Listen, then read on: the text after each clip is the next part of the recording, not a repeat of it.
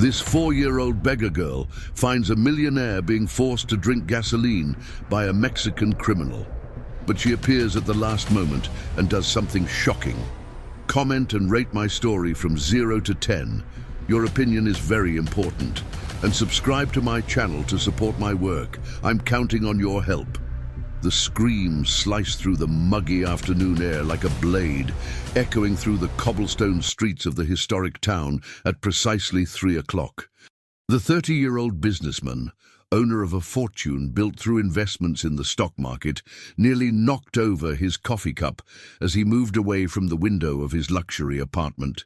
It was always at the same time, always with the same desperate intensity. For 3 weeks straight, that sound had been coming from the Victorian house across the street, a faded yellow 2-story building with peeling blue shutters that contrasted sharply with the elegance of the modern building where he lived. His net worth in dollars allowed him to live in comfort, but nothing had prepared him for those screams that pierced his daily routine like sharpened daggers. "Must be a kid's tantrum," he muttered to himself, adjusting his tie before returning to work. As the owner of one of the largest companies in the region, he was used to solving complex problems, but he preferred to stay away from other people's dramas, especially after 5 years of living alone, since he lost his wife on a rainy night that he preferred not to remember. Across the street, inside the Victorian house, the 4-year-old girl huddled in the corner of the kitchen. Despite her age, she looked only about 2, so small and fragile that her clothes always hung loosely on her skinny little body. Her 4 years weren't enough for her to understand why her aunt hated her so much. The 38-year-old woman firmly held a metal spoon that she had heated on the gas stove, her eyes red from the booze fixed on the girl trembling before her. "You're a plague on this house," she hissed, her voice thick from the cheap whiskey she'd been drinking since noon at the dive bar down the street. "Because of you, my sister is gone. Because of you, I lost everything." The spoon came down hard on the girl's small arm, leaving a red mark that would join the other scars that dotted her thin arms. The child bit her lip to avoid screaming louder. She had learned that screaming only enraged her aunt, who had worked at City Hall until she was fired for constant absences caused by her addiction. The girl closed her eyes and tried to remember her mother's soft voice, singing that song before she went to sleep. It was all that was left of her now, fragments of memories and a melody that insisted on echoing in her mind during the most painful moments. "Stop whining," the aunt grunted, putting the spoon back in the drawer as if it were the most natural gesture in the world. "Go to your room, and I don't want to see you until tomorrow. And if you smear those walls again with that filthy charcoal, you'll see what real punishment is." The girl ran to the small room at the back of the house, a stuffy space with an old bed and a crucifix on the wall. There, she curled up in the thin sheet and began to hum her mother's song softly, the only thing that still comforted her. She didn't know that, across the street, someone had finally paid attention to that melody. The businessman stopped reviewing the contracts when he heard the weak but distinct sound. He knew that song. His wife used to sing it when she was cooking, a folk song about free birds. But where was it coming from? He approached the window again, his eyes scanning the facade of the Victorian house. One of the back windows was ajar, and from there came that childish voice, trembling but persistent. For the first time in 3 weeks, he felt something other than simple annoyance. There was something in that voice that touched a sensitive chord in his chest, something that reminded him of responsibilities long buried under layers of work and isolation. His capital accumulated over the years had given him financial security, but it didn't fill the emotional void he carried. In the house next door to the Victorian, the 61-year-old retired teacher was watering her begonias when she heard the girl singing. Unlike the businessman, she could no longer ignore the signs. During her 40 years teaching elementary school, she had developed a sixth sense for children in distress, and that voice carried a pain that made her heart clench. "That's strange," she thought, watching the windows of the neighboring house. The family there had always been problematic, but since the woman had taken custody of her orphan niece, something had changed in the air of that house. The girl never played in the yard, never ran through the streets like the other children in the historic town. The teacher dried her hands on her apron and made a decision. The next morning, she would pay a courtesy visit to her neighbor. Meanwhile, the businessman remained at the window, an uncomfortable feeling growing in his chest. The music had stopped, but something in those few minutes had awakened memories that he preferred to keep dormant. Memories of his former employee who had resigned abruptly 5 years ago, a few months before the accident. She was a gentle woman, always humming while organizing the company files. Then suddenly, she had simply disappeared from his life, leaving only a formal resignation letter and many unanswered questions. The sun began to set over the mountains when the girl finally fell asleep, exhausted by pain and fear. Her little fingers clutched the sheet, and in her dreams she flew like the birds she secretly drew on the kitchen walls with pieces of charcoal found in the yard. Across the street, the businessman closed the curtains and tried to return to work, but he couldn't concentrate. Something had changed that afternoon, something that he didn't yet fully understand. For the first time in years, he felt that perhaps it was time to pay attention to what was happening beyond his own windows. His investments and material wealth had always been his priority, but now a child's voice had awakened something dormant within him.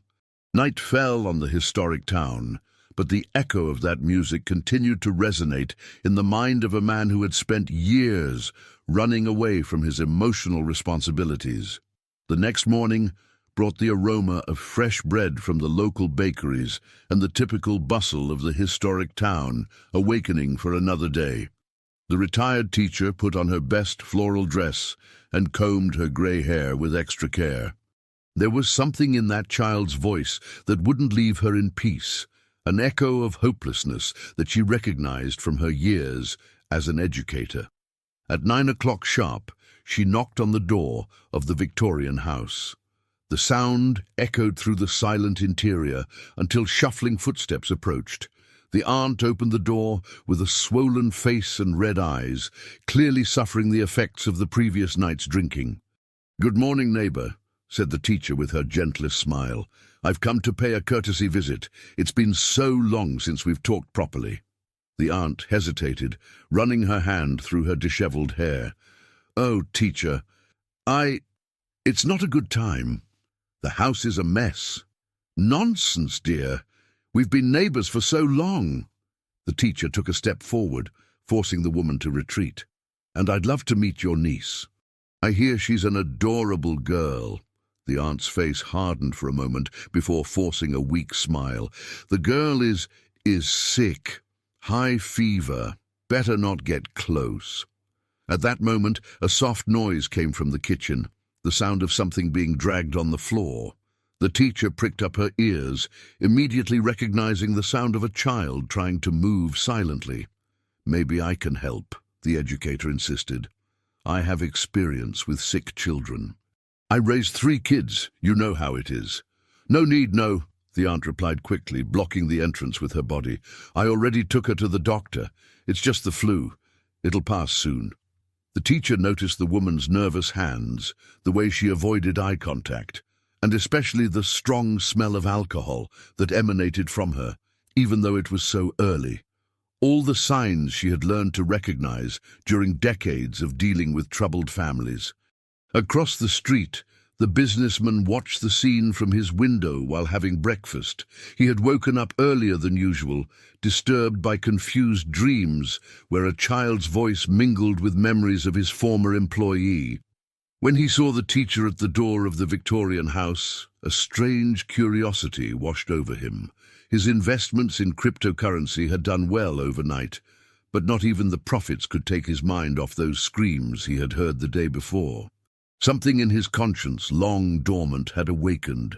The teacher finally said goodbye to the aunt, but not before casting an investigative look into the interior of the house. There was something deeply wrong there, and her experience told her that a child was suffering.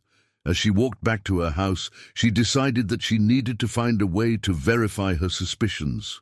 Inside the Victorian house, the aunt locked the door tightly and went to the kitchen, where she found the girl huddled behind the table trying to hide. The child had tried to reach a glass of water from the sink, but her height didn't allow it, and she had knocked over a chair in the process. "Didn't I tell you to stay in your room?" the aunt snarled, her irritation intensified by the hangover and the unexpected visit. "I was thirsty, Aunt," the girl murmured, her big eyes fixed on the floor. "Thirsty?" The aunt laughed bitterly. "You want water? Then go get it in the yard. And since you like to make so much noise, you can stay out there until I decide you can come in." The girl went out to the small backyard, a space surrounded by high walls and dominated by a single apple tree. There she sat on the ground and began to draw with a piece of charcoal that she had found near the gas stove. It was always birds, small, big, some flying, others perched on imaginary branches. Each stroke represented her dream of freedom, of flying away from that house where pain was her only constant companion. The hours passed slowly. The aunt had locked the back door, leaving the girl in the yard under the strong midday sun.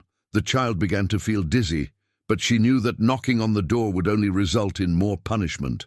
So she began to sing her mother's song softly, the melody being her only source of comfort. It was that melody that reached the businessman's ears again. This time, he couldn't ignore it. There was something too familiar about that voice, that specific song. He picked up his cell phone and, almost without thinking, began to record. He didn't know exactly why, but an instinct told him that he might need that evidence. While recording, fragments of memories began to fit together in his mind. His former employee used to hum that same song while she worked. The employee who had been exemplary until she disappeared abruptly. The employee who always spoke fondly about her little daughter, a girl named... "The girl," the businessman murmured, the cell phone trembling in his hands. His former employee's daughter had the exact same first name as the one he had heard whispered in office conversations. The realization hit him like a punch in the stomach. The child suffering in the house across the street was the daughter of his former employee, the gentle woman who had worked for him for 3 years before simply disappearing. How hadn't he made that connection before? The businessman put away his cell phone and began to pace back and forth in his apartment. He vaguely remembered his employee mentioning family problems, a sister she didn't get along with, financial difficulties. But he was so absorbed in his own problems at the time, the growing conflicts with his wife, the problems at the company, his investments in money market accounts, that he hadn't paid proper attention. Now, 5 years later, his former employee's daughter was across the street, and from the sounds coming from that house, she wasn't in a good situation. The guilt he carried for the loss of his wife multiplied, now including regret for not having helped his employee when she clearly needed it. His fortune accumulated over the years could have made a difference, but he had been blind to the suffering around him. At 3 o'clock punctually, the screams started again. This time, the businessman didn't turn away from the window. He watched with growing horror as through the kitchen window of the Victorian house he saw a female silhouette moving aggressively. He picked up his cell phone again and began to record, this time with more determination.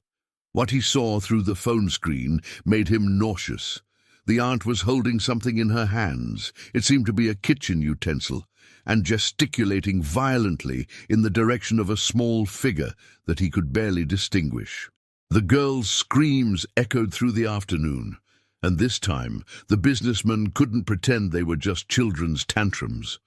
When the silence returned, he remained at the window for a few more minutes, his heart pounding in his chest. He had just witnessed something that would change everything. His dividends and financial investments were useless if he couldn't protect a defenseless child who lived a few feet away. The question now was, what would he do with this information? That night, The girl slept on the floor of the yard, where her aunt had left her as punishment for making too much noise during the afternoon. The child curled up in her own t-shirt and looked at the stars through the branches of the apple tree. In her 4-year-old mind, she made a silent request to her mother, wherever she was, that someone, anyone, would take her away from that place of pain. 3 days had passed since the businessman discovered the child's identity, and guilt consumed him like a slow fire. During those days, he had systematically documented the episodes of violence, always at 3 o'clock, always with the same methodical brutality. His collection of videos and audios grew, but his courage to act remained paralyzed by the same cowardice that had haunted him since the night he lost his wife. On that Thursday morning, the retired teacher made a decision that would change the course of everything. She had spent the night awake, tormented by the certainty that a child was suffering a few feet from her house. Her 4 decades as an educator had taught her to recognize the signs, and all of them were present in the neighboring Victorian house. She decided to approach the situation differently.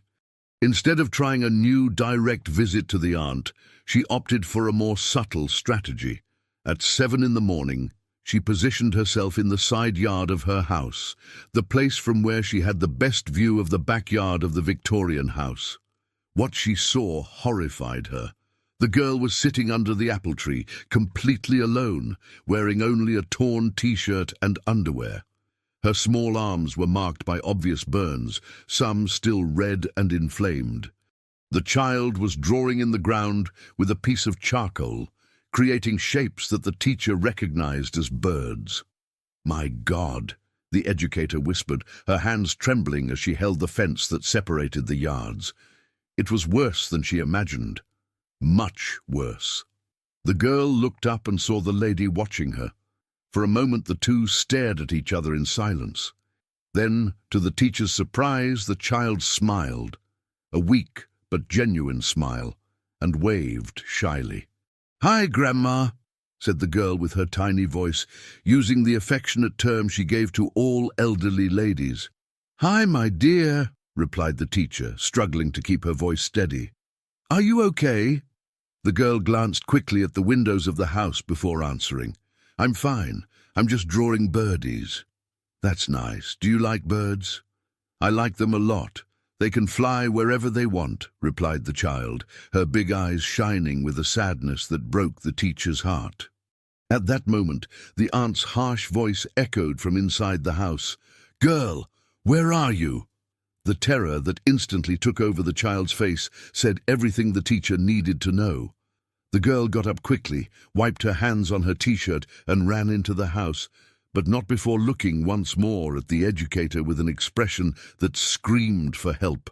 The teacher remained in the yard for a few more minutes, processing what she had seen. The burns, the fear, the way the child reacted to the aunt's voice, everything confirmed her worst fears. She could no longer pretend that she didn't know what was happening. Meanwhile, across the street, the businessman had witnessed the entire interaction. Through his window, he could see the neighboring yard partially, and the sight of the marks on the girl's arms made him sick. For the first time in 5 years, he felt a genuine fury burning in his chest. His former employee had trusted him in some way, even if indirectly, even if he didn't know it at the time. She had left her daughter in the care of a family who lived in the same city where he lived. And now that child was being tortured while he watched from his comfortable window, paralyzed by his own cowardice. His investments in gold and treasury bills had given him financial security. But what was the point of all that wealth if he couldn't protect a defenseless child? At 11 in the morning, the teacher made a courageous decision. She put on her best suit, took a tray of homemade cookies that she had prepared as a pretext, and headed again to the Victorian house. This time, she wouldn't take no for an answer. The aunt answered the door reluctantly, clearly irritated by the neighbor's insistence. "Teacher, I already said it's not a good time." "Neighbor, dear, I brought some cookies I made yesterday," interrupted the teacher firmly. And I insist on getting to know the little one better. As old neighbors, it's our duty to support each other." Before the aunt could protest, the teacher had already entered the house, using all the authority that decades of classroom experience had given her. The interior of the Victorian house was dark and smelled of mold mixed with alcohol. Old and poorly maintained furniture occupied the room, and there was a heavy atmosphere that made the air seem difficult to breathe. "The girl is sleeping," lied the aunt, blocking the way to the back of the house. "What a pity." "Maybe another time then," said the teacher, but her experienced eyes had already catalogued several disturbing details: dark stains on the kitchen floor that seemed to have been poorly cleaned, a metal spoon left on the stove, and especially small charcoal drawings on the walls that had clearly been made by a child. At that moment, a low sound came from the direction of the kitchen, a muffled sob, almost imperceptible. The teacher and the aunt froze. The silence that followed was tense and revealing. "It must be the neighbor's cat," said the aunt quickly, but her voice trembled slightly. The teacher smiled and nodded, but had decided that she had already seen enough. "Well, I'll let you rest then, but remember that I'm always here next door if you need anything." Anything at all. The teacher's tone made it clear that it wasn't just a casual offer of help, it was a subtle but direct warning. After the educator left, the aunt locked the door tightly and went to the kitchen, where she found the girl huddled behind the gas stove, trying to hide. The child had cried when she heard the teacher's gentle voice, remembering the kindness she had once known. "You were making noise," accused the aunt, her eyes already flashing with the familiar fury. "No, Aunt, I didn't make noise," protested the girl, but her small voice sounded weak even to herself. The aunt picked up the metal spoon that was on the stove and placed it directly in the flame.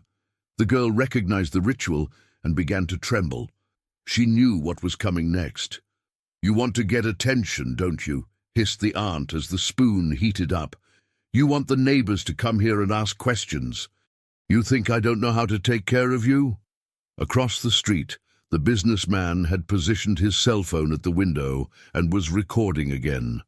This time, he managed to capture not only the sounds, but also partial images through the kitchen window. What he saw made him make a decision that would change everything. He could no longer be just a silent observer. His former employee had been a good person, a dedicated employee who always talked about her daughter with love. That child was his responsibility now, whether he wanted it or not. While the girl suffered another episode of systematic torture, the businessman made a call that he hadn't made in months. He called his personal lawyer and old college friend. "Robert, I need your help with a delicate situation," he said, watching through the window as the girl's screams echoed through the afternoon. "It's about a child, and I think it might be a matter of life or death. His fortune accumulated through investments and businesses would finally have a purpose greater than just ensuring his material comfort." That night, after the aunt fell asleep drunk on the living room sofa, the girl managed to sneak out to the yard. Her new burns burned, but the physical pain was less than the pain in her heart. She sat under the apple tree and looked at the stars, humming her mother's song softly. What she didn't know was that, for the first time in months, someone was truly paying attention to her suffering, and that, in the coming days, her life would change in ways she couldn't even imagine. Film da, adaptation de parte. Across the street, the businessman remained awake, planning how to use all his wealth and influence to save a child who had become his moral responsibility. The lawyer arrived at the businessman's apartment on Friday morning with a grave expression on his face. The two men had been classmates at college nearly 3 decades ago, and Robert knew well the emotional isolation his friend had built after the loss of his wife. That's why the urgent phone call the night before had surprised him so much. "I need you to tell me exactly what's going on," Robert said, sitting down in the spacious living room of the apartment. "You talked about a child in danger, but I need details." The businessman served coffee and positioned himself near the window. the place that had become his obsession in recent days. The girl who lives in the house across the street is the daughter of a former employee of mine. She is being mistreated by the aunt who is taking care of her. Mistreated how? Robert asked, taking a notepad out of his briefcase. Burns, daily screams. Neglect. The businessman paused, struggling with the words. I have recordings, Robert, evidence of what's happening. Robert was silent for a moment, processing the information. He knew that his friend had accumulated a considerable fortune through investments in Bitcoin and stocks, but he had never seen him so emotionally involved with something other than his business. This is very serious. If you have evidence of child abuse, you need to contact Child Protective Services immediately. I know, replied the businessman, running his hands over his face. But there's something more. My former employee worked for me for 3 years. She left abruptly in 2019, a few months before the accident with my wife. I never understood why, but now you feel responsible, Robert completed, understanding the emotional complexity of the situation. The businessman nodded. If I had paid more attention at the time, maybe I could have helped. Maybe she wouldn't have needed to leave her daughter with this woman. At that moment, the familiar sound of screams echoed from the house across the street, even though it was only 9 in the morning. Both men turned to the window, and Robert could see the look of anguish on his friend's face. This happens every day? He asked, horrified. At 3 in the afternoon, religiously. But sometimes, at other times too, replied the businessman, picking up his cell phone. Want to see the recordings? Robert watched the videos in growing silence, his face paling with each scene. As a lawyer specializing in family law, he had seen many cases of child abuse, but something about the systematization of that violence disturbed him deeply. We can't wait any longer. I need you to give me all these recordings today.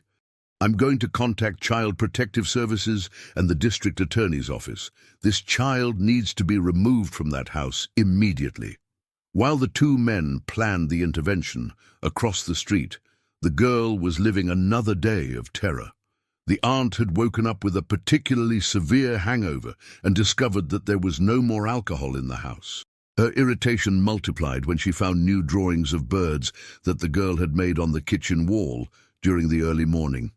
How many times do I have to tell you not to dirty the walls? Shouted the aunt, holding the girl by the arm with enough force to leave marks.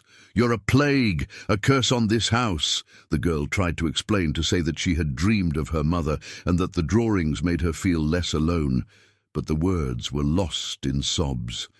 At 4 years old, she still didn't fully understand why her aunt hated her so much, why each day brought new pain. You're going to be locked in the room until I decide what to do with you, continued the aunt, pushing the child down the hall.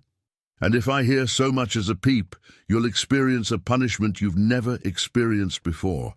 The room where the girl was locked was small and stuffy, with only a high window that she couldn't reach.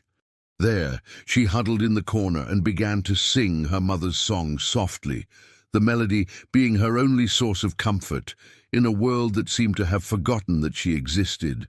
It was that song that the retired teacher heard when she passed by the house on her way to the grocery store. The educator had spent the entire night thinking about the conversation with the girl in the yard, the marks she had seen on the child's arms, the atmosphere of fear that permeated that house. The teacher stopped in front of the gate and listened. The girl's voice was weak, but laden with a sadness that broke the educator's heart. At that moment, she made a decision that would change everything. Instead of going to the grocery store, the teacher went directly to the center of the historic town, where the small office of Child Protective Services was located.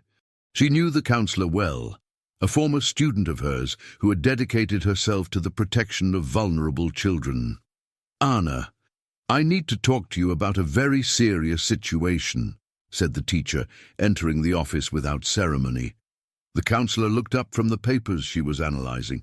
Teacher, it's good to see you. What brings you here today? A child in danger, my neighbor. I'm sure she's being mistreated. The counselor straightened up in her chair, her expression immediately becoming serious. During her 5 years as a Child Protective Services counselor, she had learned to recognize when a complaint was serious, and the teacher wasn't the type of person to make frivolous accusations. "Tell me everything," Anna said, picking up a complaint form. While the teacher was reporting her observations, across town, Robert was in a similar meeting at the district attorney's office. The prosecutor listened attentively while Robert presented the evidence collected by the businessman. "This is compelling evidence," said the prosecutor, examining the videos on Robert's cell phone. "I will order an immediate investigation and request the removal of the child from the family environment." "How long will that take?" Robert asked, concerned. "With this evidence, we can act today," replied the prosecutor. "I'll contact Child Protective Services now." Thus, by a coincidence that would change the girl's fate, 2 simultaneous complaints arrived at Child Protective Services on the same morning. Anna was finishing writing down the teacher's report when her phone rang. "Child Protective Services." Anna speaking. "Anna, this is Prosecutor Lucas. I need you to make an urgent intervention in a house on Main Street. We have evidence of serious child abuse." Anna paused, her pen suspended over the paper. "Is it the yellow Victorian house by any chance?" "Exactly. How did you know?" "I just received a complaint about the same house," Anna replied, looking at the teacher in surprise. "2 independent sources. This confirms the seriousness of the situation." At 2 in the afternoon, a coordinated operation was being set up. Inna, accompanied by 2 social workers and a court officer, was heading to the Victorian house. The teacher had offered to accompany the team, using her experience with traumatized children. The businessman watched everything from his window, his heart pounding in his chest. Finally, after days of paralysis, he had managed to act. Robert was by his side, both witnessing the moment that would change the girl's life forever. "You did the right thing," Robert said, placing his hand on his friend's shoulder. "I hope it's not too late," replied the businessman, his eyes fixed on the team approaching the Victorian house. All his fortune accumulated in investments and fixed income wouldn't be worth anything if they couldn't save that child. In the house, the aunt had gone out to buy alcohol at the bar down the street, leaving the girl locked in the stuffy room. The child continued to sing softly, unaware that her life was about to change radically. When Anna knocked on the door of the Victorian house and received no answer, she used her legal authority to enter the property. What they found inside surpassed even their worst expectations. A dirty and poorly maintained house, a strong smell of alcohol, and obvious signs of neglect in every room. It was the teacher who first heard the weak voice coming from the room at the back. "There's someone here," she said, guiding the team down the hall. When they opened the door of the room and found the girl huddled in the corner, singing her sad song, everyone present felt a pang in their heart. The child raised her big, frightened eyes, not understanding who these people were or what they wanted from her.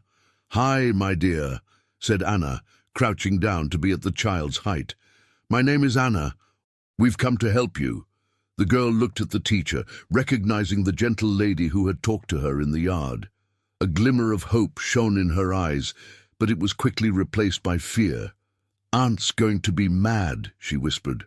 "You don't need to worry about that now," said the teacher, reaching out her hand to the girl. "We're going to get out of here, okay?" The girl's departure from the Victorian house was a moment that would be etched in the memory of everyone present. The child firmly held the teacher's hand, her small, hesitant steps as she crossed the door that had been her prison for so many months. Her big eyes scanned the streets of the historic town, as if she were seeing the world for the first time. "Where are we going, Grandma?" asked the girl, again using the affectionate term she had given to the teacher.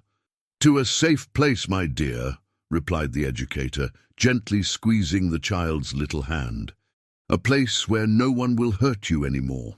Anna coordinated the operation efficiently, but her heart broke as she observed the girl's physical and emotional state. The child was visibly malnourished, Her clothes were inadequate and dirty, and the burn marks on her arms told a story of systematic suffering that no child should know.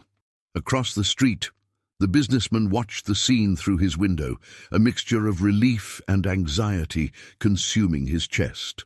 Finally, after days of torturous inaction, he had managed to do something concrete. But now, a new concern haunted him. What would happen to the girl from here on out? Robert, who remained by his side, noticed his friend's tension. "The important thing is that she's safe now," he said. "We'll solve the rest step by step." "But where are they going to take her?" asked the businessman, seeing the small entourage moving away along the cobblestone street. "Probably to a foster family while they investigate the case. It's standard procedure." At that moment, the teacher turned and looked directly at the window where the businessman was watching. Their eyes met for an instant, and the educator gave a discreet nod, as if she knew that he had been a fundamental part of that rescue operation. Meanwhile, at the bar down the street, the aunt was finishing her third glass of cheap whiskey when she saw unusual movement on her street through the establishment's hazy window. Her blood ran cold as she recognized official uniforms and people who clearly didn't belong in that quiet neighborhood. "What the hell is going on there?" she muttered, rising unsteadily from the table. The bar owner followed her gaze. "Looks like the authorities are at your house. You're not in trouble with the law, are you?" The aunt didn't answer. She threw some coins on the table and ran out of the bar, stumbling on the uneven stones of the sidewalk. Her heart was beating erratically, not only from the alcohol, but from the growing terror that her actions had finally been discovered. When she arrived at her house, she found the door open and two social workers making detailed notes about the conditions of the property. Inna was waiting for her in the living room, her expression serious and professional. "Are you the child's guardian?" asked the Child Protective Services counselor. "What are you doing in my house? Where's the girl?" The aunt tried to look indignant, but her voice trembled visibly. "The child is under the protection of the state," Anna replied firmly. "We have received serious reports of mistreatment and have substantial evidence of child abuse." "That's a lie. I take good care of my niece. Who made these false accusations?" Anna showed her the official documents. "Madam, the child presents multiple injuries consistent with intentional burns, as well as obvious signs of malnutrition and neglect. We have recordings of the episodes of violence and witnesses who have witnessed the girl's suffering." The aunt paled. Recordings. Witnesses. She looked instinctively at the kitchen window, realizing for the first time that it was visible from the building across the street. She had always tortured the girl in that place without worrying about who might be watching. "She's a difficult child," she tried to justify herself, but her words sounded weak even to herself. "Sometimes I had to be firmer, but I never hurt her on purpose. Madam, the situation is very serious. The child will be temporarily placed in alternative care while the case is investigated. You will be entitled to a lawyer and may contest the charges through the appropriate legal channels." Meanwhile, the girl was being taken for an emergency medical consultation at the town's small hospital. The local pediatrician was shocked to examine the child. In his 20 years of practice, he had seen cases of child abuse, but the systematization of the injuries on the girl was particularly disturbing. "These burns are all intentional," he explained to Anna after the examination. "They all have the same pattern, suggesting repeated use of the same heated object. In addition, the child is significantly underweight for her age." "How long will she need to recover physically?" asked Anna. "The burns will heal with proper care, but the psychological trauma, that will take much longer." The girl, wearing clean hospital pajamas, was sitting on a bed in the pediatric ward, observing everything around her with a mixture of fear and fascination. It was the first time in months that she had been in a truly clean and safe environment. The teacher had remained with her throughout the medical examination, offering herself as a figure of family support. "Grandma, can I stay with you?" asked the girl, holding the teacher's hand. "We'll see what's possible, my dear," replied the educator, touched by the trust that the child placed in her. Anna, observing the interaction between the two, began to form an idea. The teacher was a respected person in the community, with experience in early childhood education, and, clearly, the girl felt safe with her. Perhaps there was a solution that didn't involve further separating the child from someone she already considered family. That afternoon, while the girl rested in the hospital under medical care, an important meeting was taking place in the Office of Child Protective Services. Anna, the teacher, Robert, and to everyone's surprise, the businessman were gathered to discuss the child's immediate future. "Sir, I understand that you knew the girl's mother," said Anna, consulting her notes. "My former employee worked for my company for 3 years," confirmed the businessman, his voice laden with emotion. "She was an exemplary employee and a dedicated mother. If I had known what was happening to the girl—" "The important thing is that now we know," interrupted the teacher. "The question is, what do we do from here? This child needs stability, love, and specialized care." Anna turned to the teacher. "Madam, would you be willing to become a temporary foster family for the girl, considering that she has already established a bond with you?" The teacher didn't hesitate. "Of course I would. I have experience with children, my house is suitable, and, well, I think the girl and I have already chosen each other." Robert spoke up. "My client would like to contribute financially to the girl's care. He feels responsible, considering his connection with the child's mother." The businessman nodded. "I want to ensure that she has access to the best medical and psychological care available. I would also like to get to know her better, if that is appropriate. I feel that I owe it to her mother's memory." Anna made careful notes. "We will proceed as follows. The girl will stay temporarily with the teacher while we make a full assessment of the family situation. You may contribute to the costs and, if you wish, establish a gradual relationship with the child, always supervised and with a focus on her well-being." When the meeting ended, the businessman felt relieved to finally have a concrete way to help, but he was also nervous about the prospect of personally meeting the daughter of his former employee. What kind of connection could they form? And above all, would he be able to overcome his own guilt to become a positive presence in the girl's life? His fortune accumulated through dividends and profits would finally have a truly meaningful purpose. It was no longer just about accumulating capital, but about using his wealth to rebuild a life that had been shattered by neglect, both by the aunt and by himself. That night, the girl slept in a clean and safe bed for the first time in 8 months. In the guest room of the teacher's house, surrounded by borrowed stuffed animals and covered with a warm blanket, she finally managed to rest without fear. Her last thoughts before falling asleep were about birds. No longer the trapped birds she drew on the walls of her aunt's house, but free birds, flying high in the blue sky of the historic town. For the first time in a long time, her dreams were not populated by nightmares, but by a strange and new sensation that she didn't yet know how to name: hope. The girl's first week in the teacher's house was a period of delicate discoveries and gradual healing. The child woke up every morning at 6 o'clock, the time she used to be awakened by her aunt with screams, and remained motionless in bed, waiting for the first sign of violence.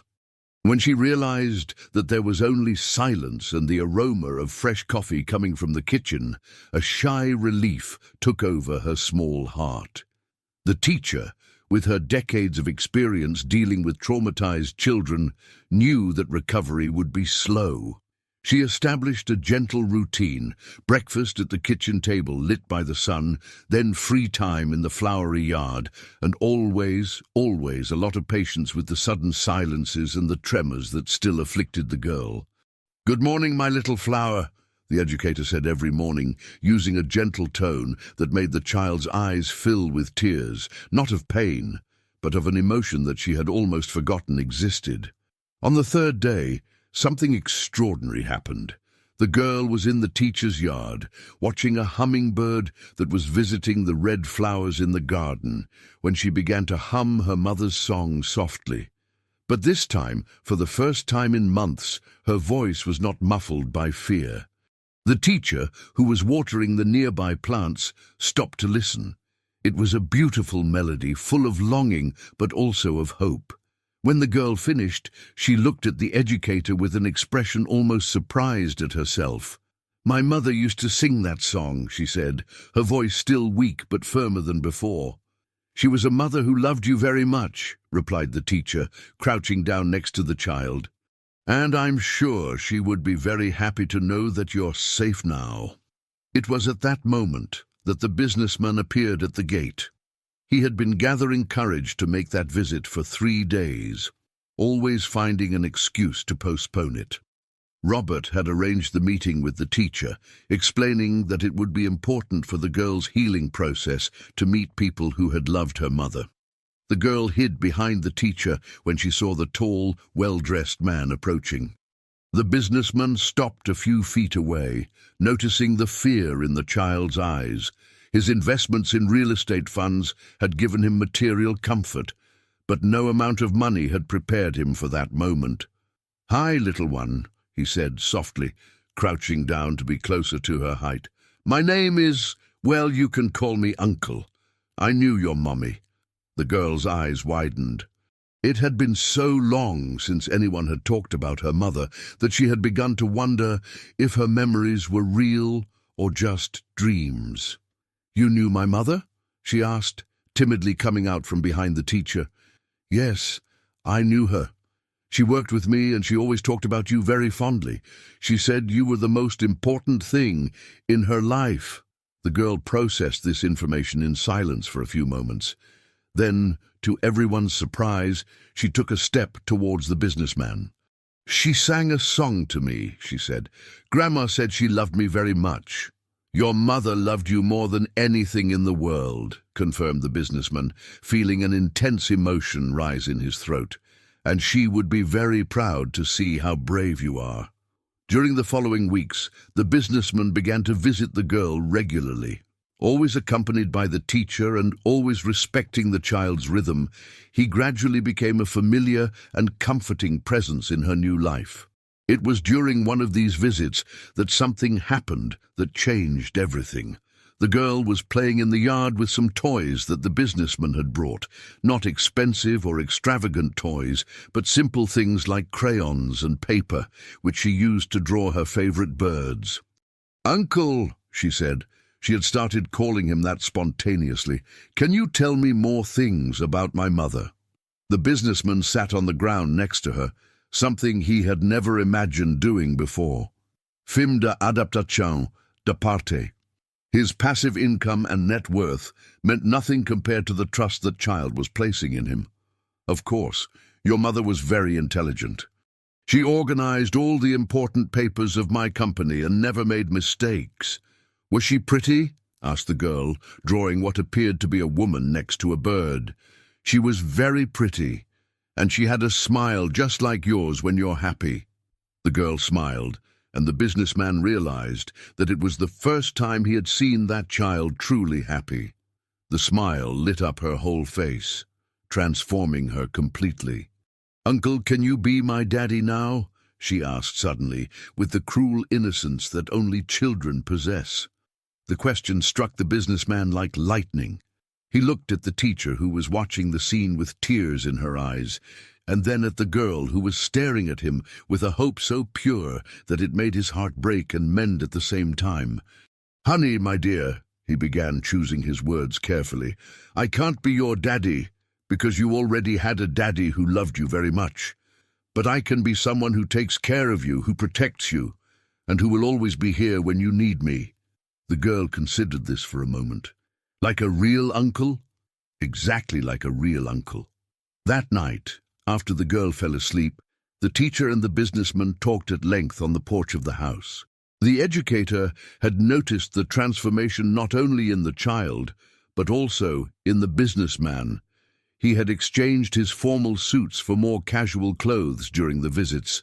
His laughter had become more frequent, and she could see that caring for the girl was healing something deep inside him. "She's recovering well," said the teacher, "but she still has nightmares some nights. She wakes up crying and calling for her mother." "It's understandable," replied the businessman. "She's been through so much trauma. Do you think we should seek specialized psychological help?" "I'm already arranging that.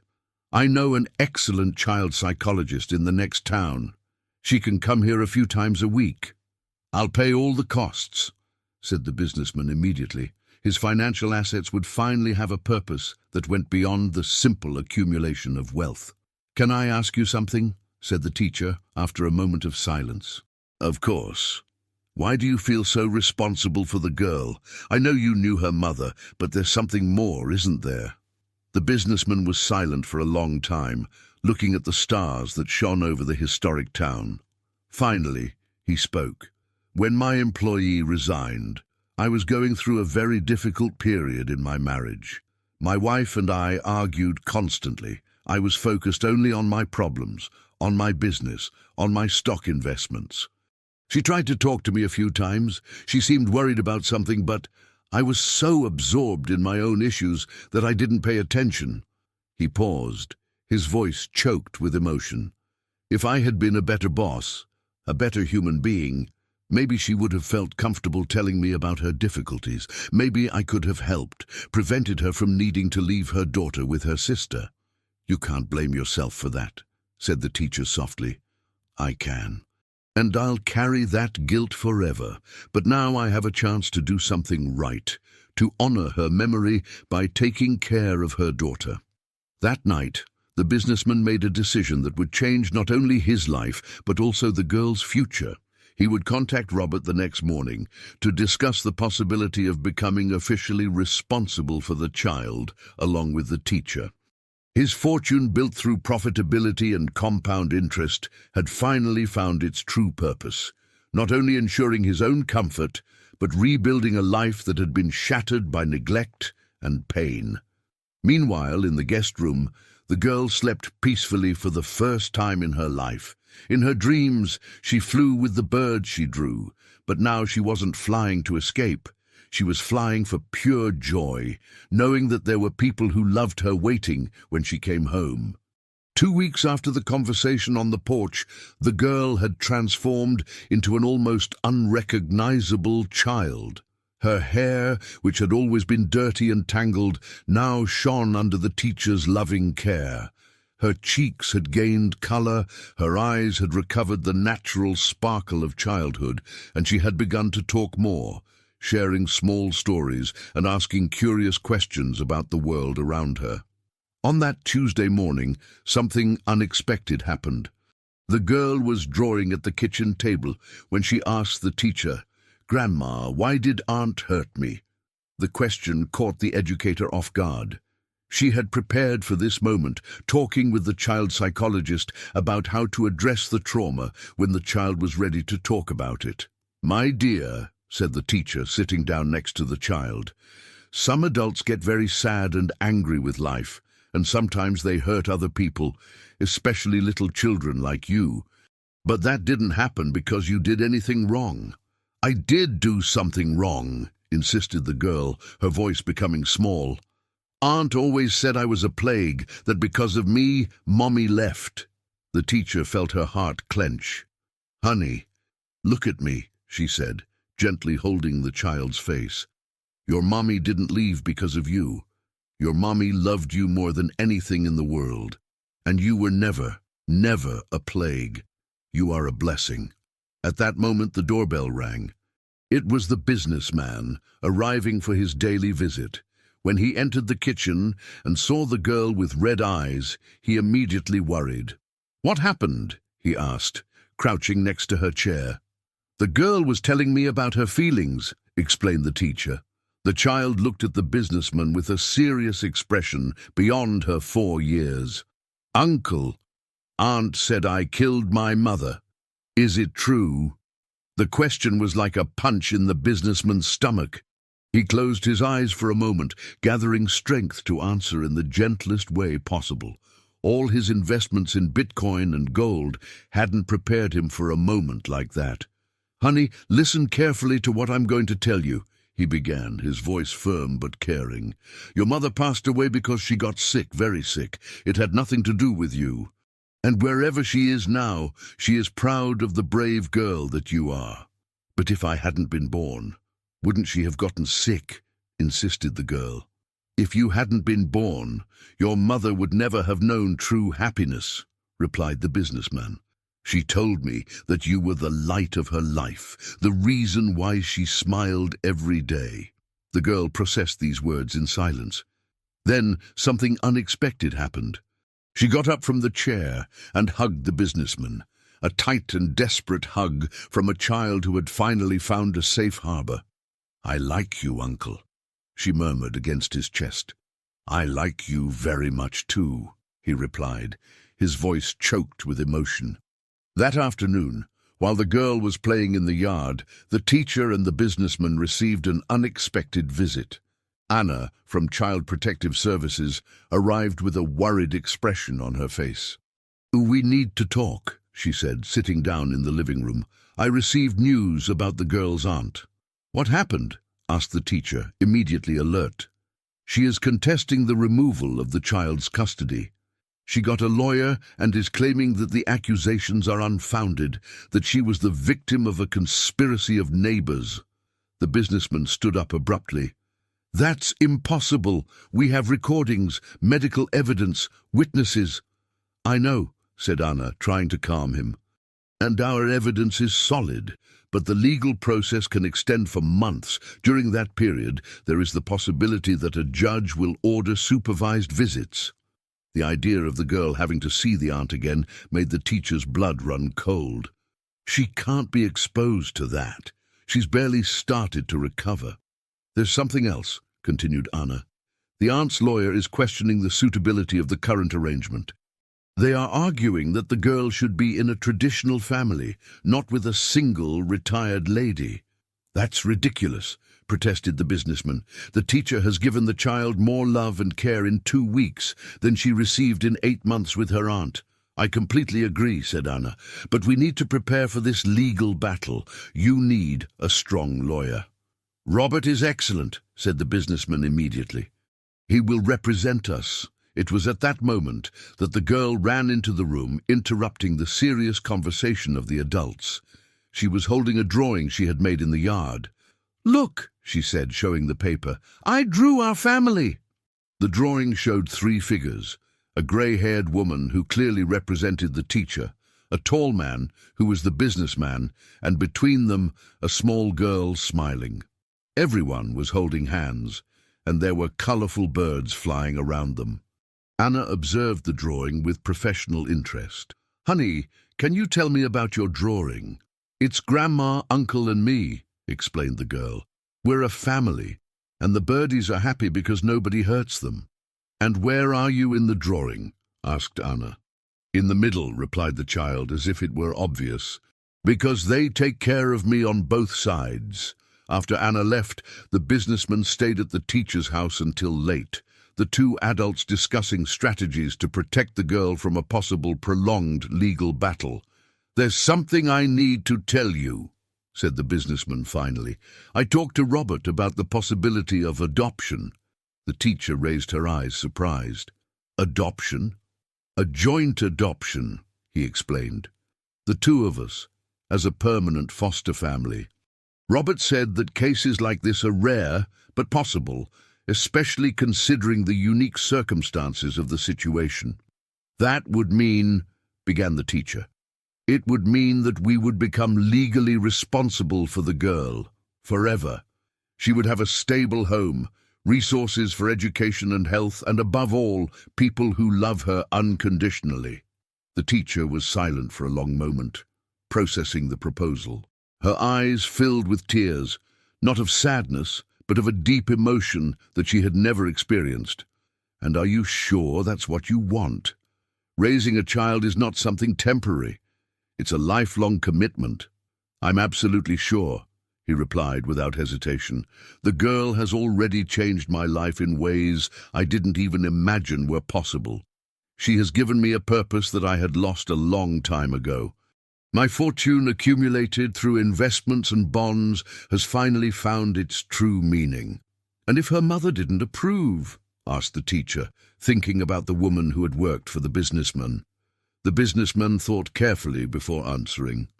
I think she would want her daughter to be raised by people who love her.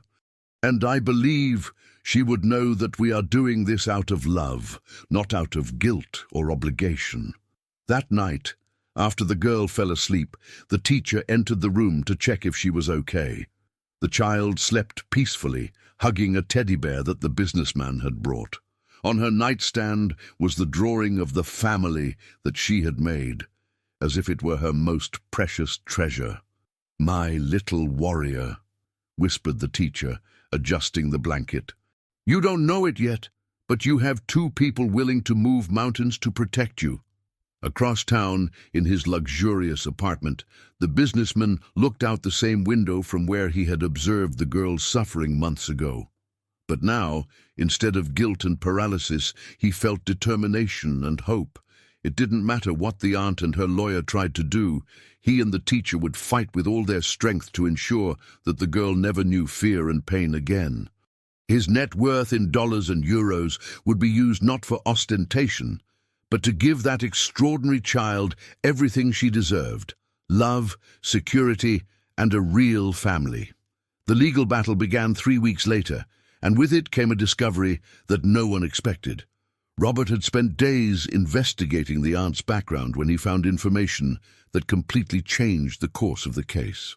In his office, he presented his findings to the businessman and the teacher with a grave expression. You need to know what I discovered about the girl's aunt, said Robert, spreading documents on the table. She's not just a woman with alcoholism problems.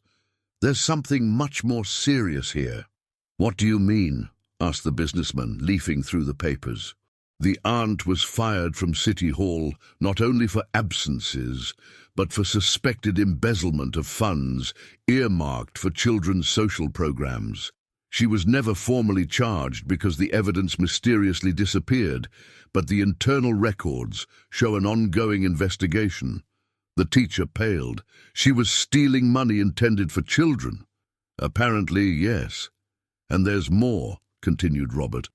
I found medical records that show that the girl's mother was hospitalized several times in the months before she left, always with injuries that doctors considered suspicious, but she never wanted to talk about how they happened. A heavy silence filled the room. The businessman got up and walked to the window, processing the information. His investments in investment funds had given him financial stability, but none of that mattered in the face of the terrible truth that was being revealed. Are you saying that the aunt also abused the girl's mother? He asked, his voice laden with horror. It's very likely, and that would explain why the mother left town so abruptly. She wasn't just running away from financial problems, she was running away from her own sister. The teacher covered her face with her hands. My God, and she left her daughter with that woman. Why? She probably didn't have a choice, replied Robert. The mother was sick, had no resources, had nowhere to go. The aunt must have taken advantage of her sister's desperate situation. At that moment, the door to the office opened, and Anna entered with an urgent expression on her face. Robert, it's good that you're all here. I have important news. What happened? Asked the businessman. The aunt was arrested last night. Public intoxication and assault on a shopkeeper in the center of town. But that's not all.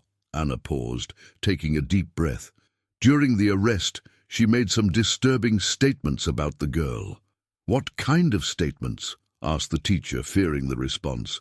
She said that the girl deserved everything she received, and that if she could, she would do worse. The police chief considered the statements as additional evidence that she is not fit to care for a child. Robert perked up. This is excellent for our case. I will use those statements as evidence that the aunt represents a continued danger to the girl. There's something else, continued Anna. The aunt's lawyer abandoned the case. Apparently she couldn't pay the fees and, well, the statements she made didn't help her cause. While the adults discussed legal issues, the girl was living her happiest days since she could remember. That morning, she had helped the teacher make sugar cookies, her little hands covered in flour, as she laughed at something the educator had said. It was a sound that the businessman never tired of hearing, the pure and crystal-clear laughter of a truly happy child. "Uncle!" shouted the girl when she saw him arrive for lunch. "I made cookies for you." "Really? And how did you know I was hungry?" he joked, picking her up in his arms. "Because you always get hungry when you come here," she replied, giggling. During lunch, the girl talked excitedly about her day, about the birds she had seen in the yard, about the storybook that the teacher had read to her. It was hard to believe that that vibrant and talkative child was the same silent and terrified girl they had rescued weeks ago. "Honey," said the businessman carefully, "Grandma and I want to talk to you about something important." "What is it?" she asked, stopping eating. "Would you like to live with Grandma forever? And I would continue to visit every day, taking care of you, being your real uncle?" The girl's eyes widened. "Forever, really?" "Forever," confirmed the teacher, holding the child's little hand. "And aunt?" asked the girl, her voice becoming small. The businessman and the teacher exchanged a look. They had decided to be honest with the child, within the limits appropriate for her age. "Aunt can no longer take care of you," explained the teacher gently. "She needs help to solve her problems first." The girl was quiet for a moment, processing the information. Then, to the adult's surprise, she smiled, a huge and radiant smile. "So I can stay with you forever? And will nobody ever hurt me again?" "Never again," promised the businessman, his voice firm. All his wealth accumulated through profits and dividends would be directed to ensure that that promise was fulfilled. The girl got up from the chair and hugged first the teacher, then the businessman. "I love you," she said, words that made the two adults deeply emotional. That afternoon, something unexpected happened. The girl was playing in the yard when she saw an unknown man standing on the sidewalk, watching the house. She ran inside, looking for the teacher. "Grandma, there's a man outside looking at us," she said, clearly scared. The teacher went to the window and saw a middle-aged man, thin and poorly dressed, standing across the street. Something about his posture made her feel uncomfortable. "Honey, go to your room and play, okay?" she said, picking up the phone. The teacher immediately called the businessman, who was on his way to a meeting about his stock investments. "There's a strange man watching the house." The girl got scared. "I'm coming there now," he replied, mentally cancelling all his appointments for the day. When the businessman arrived, the man was still there. He got out of the car and walked directly to the stranger. "Can I help you with something?" asked the businessman, his tone polite but firm. The man turned around, revealing a face marked by alcohol and a hostile expression. "You must be the rich guy who's bankrolling all this," he said with disdain. "Who are you?" asked the businessman, keeping his distance but remaining alert. "I'm a cousin of the girl's aunt, and I came to see where is the child who destroyed my cousin's life." "The girl didn't destroy anyone's life," replied the businessman, feeling the anger rising in his chest. "And I suggest you leave immediately." "Oh yeah? And who's going to make me leave? Do you think that because you have money, you can do whatever you want?" At that moment, the teacher came out of the house with the phone in her hand. "I've already called the police," she announced. "They're on their way." The aunt's cousin spat on the ground and walked away, but not before casting a threatening look at the house. "This isn't over," he muttered before disappearing down the street. When the police arrived, they took the statement and promised to keep surveillance over the area. But the incident left everyone shaken, especially because it showed that the aunt's family had not accepted the situation. That night, the girl had her first nightmare in 2 weeks. She woke up crying, calling for the teacher. When the educator ran to her room, she found the child trembling under the covers. "It was just a bad dream, honey," consoled the teacher, hugging her. "I dreamed that Aunt came back to get me," sobbed the girl. "That will never happen," promised the teacher. "We won't let it." "You really promise?" "I promise with all my heart." But while consoling the girl, the teacher couldn't help but worry. The appearance of the aunt's cousin had shown that the battle for the child was far from over, and she knew that they would do anything to protect that girl, even if it meant facing a war.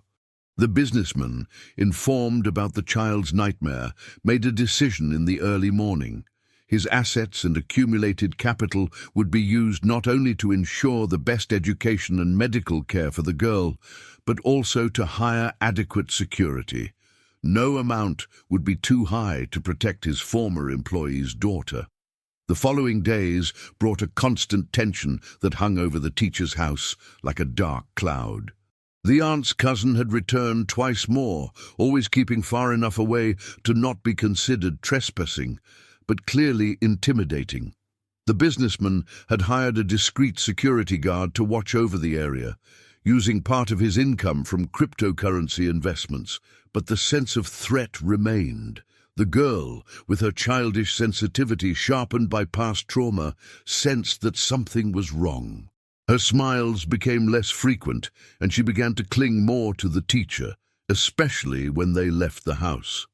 "Grandma, why does that man keep looking at our house?" she asked one morning while they were having breakfast. The teacher chose her words carefully. "Some people get confused when other people are happy, honey. But you don't need to worry. We're taking care of everything." "Is Uncle taking care of it too?" "Of course. We're both always taking care of you." Fim da adaptation de party. 3 that afternoon, while the girl was playing in the yard under the watchful eyes of the teacher, the businessman arrived with Robert and a woman she didn't know. The woman was elegant, middle-aged, with a gentle but professional smile. "Honey," called the businessman, "come meet a special person. This is Dr. Fernanda. She's a judge, and she came to talk to us about our plans." The girl approached shyly. She had learned to trust the people that the businessman and the teacher introduced her to, but she still maintained a natural caution with strangers.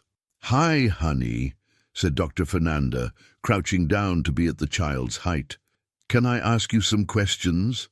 "You can," replied the girl, looking at the teacher for encouragement. "Do you like living here with Grandma?" "I like it a lot. She makes me cookies and reads me stories." "And what do you think of Uncle?"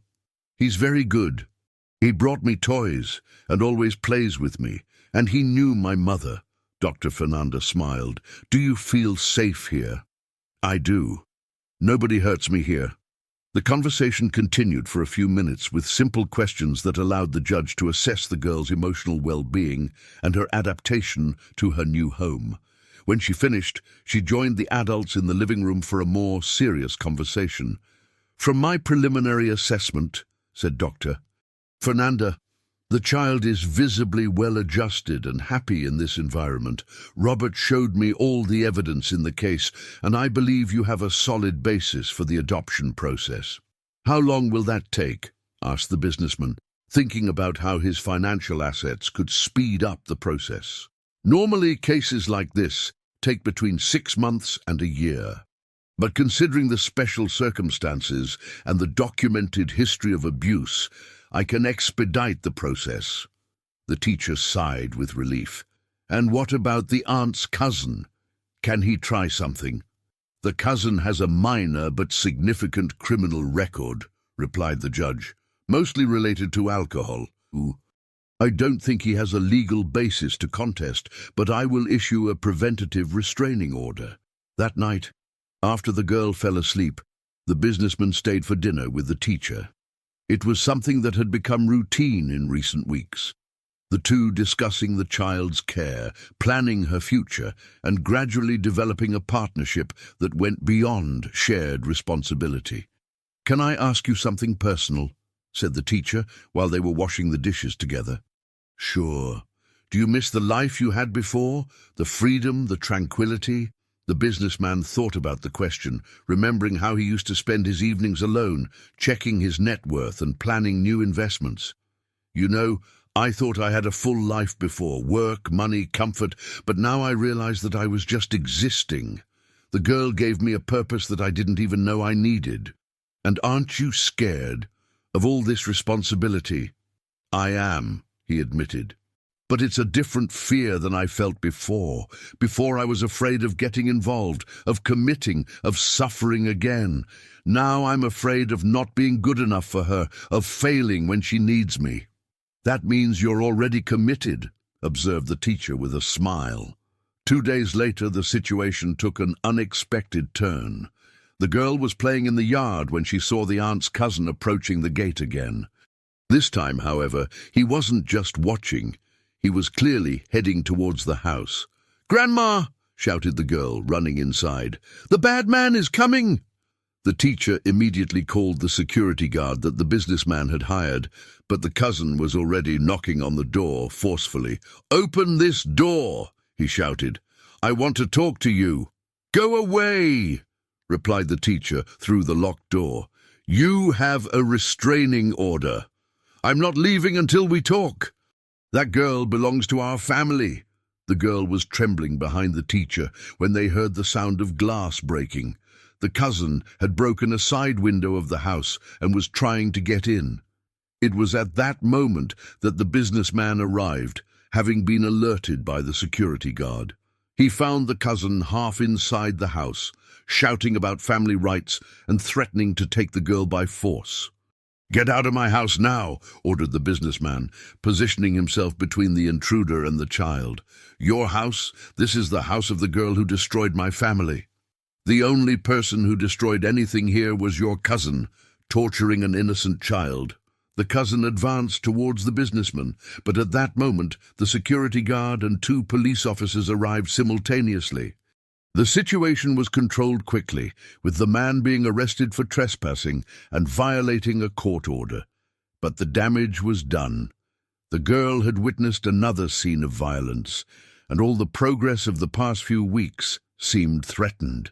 She huddled in the corner of the living room, trembling and crying, refusing to talk to anyone. "Honey, my dear," tried the teacher, approaching slowly.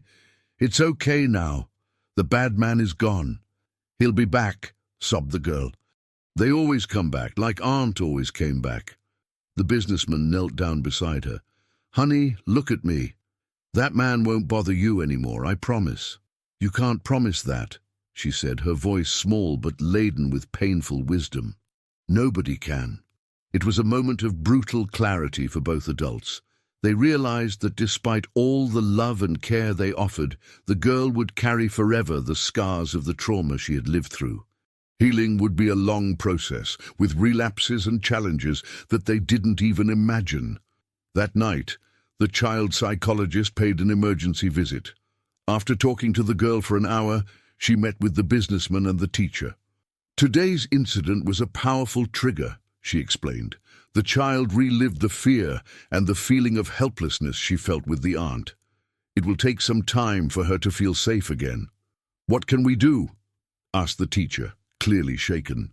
"Keep doing what you're doing. Love, patience, consistency, and maybe it's time to consider moving." The businessman raised his head. "Moving.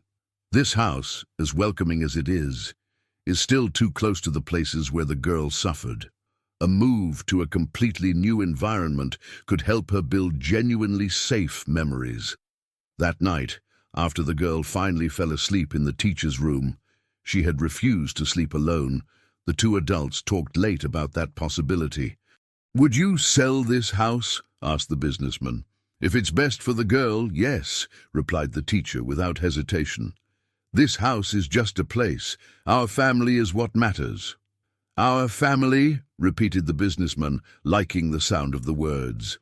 "Then let's look for a new home. A place where the girl can grow without shadows of the past." His assets and financial investments would finally have the noblest purpose possible, buying not only a house, but a true home where an extraordinary child could flourish away from painful memories. It was a decision that would change everything once again, but both knew that they would make any sacrifice to ensure that the girl had the happy and safe childhood she deserved. The money accumulated through years of smart investments had found its true value, the possibility of rebuilding a life that had been almost destroyed by human cruelty. The search for a new house became a joint project that brought renewed energy to the family that was forming. The businessman had suggested buying a larger property on the outskirts of the historic town, where the girl could have more space to play, and they would be away from the painful memories of downtown. "I want you to see some options," he said to the teacher one morning, spreading real estate brochures on the kitchen table. His investments in real estate funds had done well, and he was determined to use every penny to give the girl the best home possible. The girl, who was having breakfast, became interested in the colorful images. "Uncle, are we going to live in a new house?" "If you want, yes. A house where you can have your own room, a large yard to play in, and where no one from the past can bother us." The child's eyes lit up with a cautious curiosity. "Can I choose the color of my room?" "You can choose everything," replied the teacher, hugging the girl. "Color of the walls, furniture, toys. It will be your special corner." The following weekend, the three went out to see the houses that the businessman had pre-selected. The first was too big, cold, and impersonal. The second had a beautiful garden, but it was too close to the main road. It was in the third house that something magical happened. It was a 2-story house, painted light yellow with blue trim, surrounded by a flower garden where colorful butterflies danced among the flowers. It had a wide porch in the front, and in the back, a spacious yard with a centuries-old tree that offered generous shade. "Wow," whispered the girl as they got out of the car. "It's like the houses in my drawings." The realtor, a friendly lady, opened the door and invited them in. The interior was cozy, with large windows that let in plenty of natural light. It had 3 bedrooms upstairs, a large living room, a spacious kitchen, and, to the girl's delight, a small library with built-in bookshelves. "Can I live here right now?" asked the child, running from one room to another with an excitement that she hadn't shown in a long time. "If you like it," replied the businessman, watching with emotion as she explored every corner of the house. "I like it! I like it a lot!" she exclaimed, stopping in front of a window that overlooked the garden. "Look at how many birdies!" Indeed, there were several birds in the garden, cardinals, robins, blue jays, creating a natural symphony that delighted everyone. The teacher approached the businessman.